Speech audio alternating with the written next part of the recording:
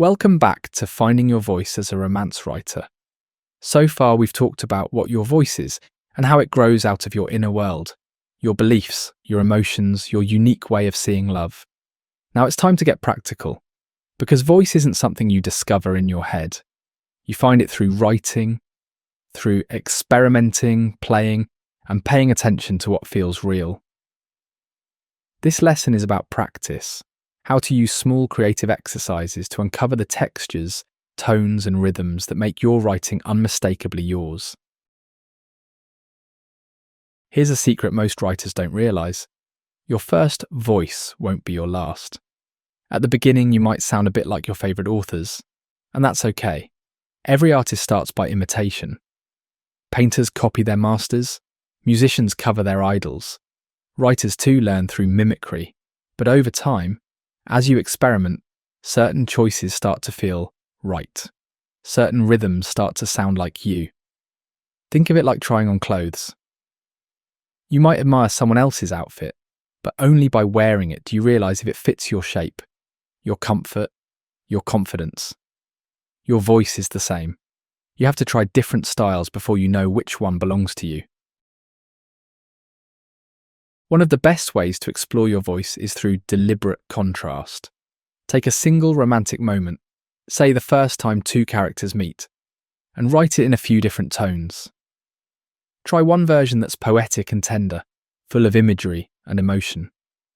Then write another version that's snappy and modern, filled with humour or banter. Then a third version that's quiet, understated, almost cinematic. When you read them back, ask yourself which one felt effortless to write. Which one made me feel something real? That's your voice showing up. It often reveals itself not through what sounds best, but through what feels alive. The most powerful writing voice doesn't come from clever word choices. It comes from emotional honesty. If you try to sound literary or professional, your voice will stiffen.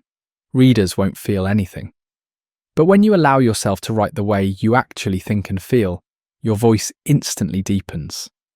Romance especially demands vulnerability. You're writing about intimacy, longing, fear, and desire, all the things we're usually taught to hide. So here's a small mindset shift that changes everything. Don't write to impress, write to confess. You don't have to share everything you've lived through, but when you write from an emotionally honest place, readers recognize the truth in it. That truth becomes your signature sound. Every writer has a natural rhythm, a cadence that reflects how they think and speak. Some voices flow like poetry, lush, sensory, emotional. Others move fast with sharp dialogue, quick wit, and modern energy. Some voices linger in introspection, others sparkle with humour. You'll find your rhythm by listening to your own writing. When you read your work out loud, does it sound like something you would actually say? Do the words flow easily, or do they feel forced? Your natural voice lives in the places where your writing feels true. Finding your voice isn't a single revelation. It's a relationship you build over time. The more you write, the clearer your patterns become. But what you practice matters just as much as how often you practice. These 5 approaches will help you consciously develop and refine your voice so it grows stronger with every story you tell. 1. Free writing without filters. Set a timer for 10 minutes and write without stopping. Don't worry about grammar, logic, or quality. Just let the words spill out. This practice bypasses your inner critic and connects you directly to your natural rhythm and tone. When you reread what you've written, listen for the phrases that feel alive. Those raw, unedited lines often contain the heartbeat of your voice. 2. Rewriting the same scene in different tones. Take one romantic scene, say a first meeting or a goodbye, and rewrite it 3 different ways: playful, bittersweet, and intense. Notice how your language, pacing, and emotional focus change each time. This exercise helps you understand the range within your voice and what emotional tones feel most authentic to you. 3. Reading aloud. Your voice lives in sound as much as in meaning. Reading your writing aloud helps you hear your rhythm, pacing, and flow. If a sentence feels awkward in your mouth, it probably reads awkwardly on the page. Over time, you'll begin to feel when your prose is aligned with your true tone. It will have a kind of music to it. 4. Studying authors who resonate with you. Read 3 romance authors whose writing moves you. Don't imitate them. Observe what draws you in. Is it their lyricism, emotional honesty, humour, or restraint? Write a short reflection on what you love about their voices and how yours differs. The goal isn't to copy, it's to better understand your own creative DNA. 5. Capturing your voice moments. Keep a notebook or digital file for lines, scenes, or snippets of dialogue that sound like you. Over time, you'll start to see patterns, certain words, cadences, or emotional beats that define your natural style. This collection becomes your voice map, a reminder of the qualities that make your writing distinctly yours.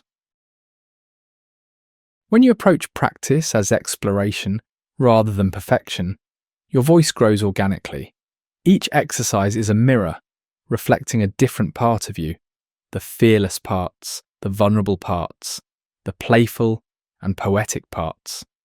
By observing these variations, you begin to recognize the through line that unites them all, the unmistakable sound of you on the page. Let's try a quick exercise together.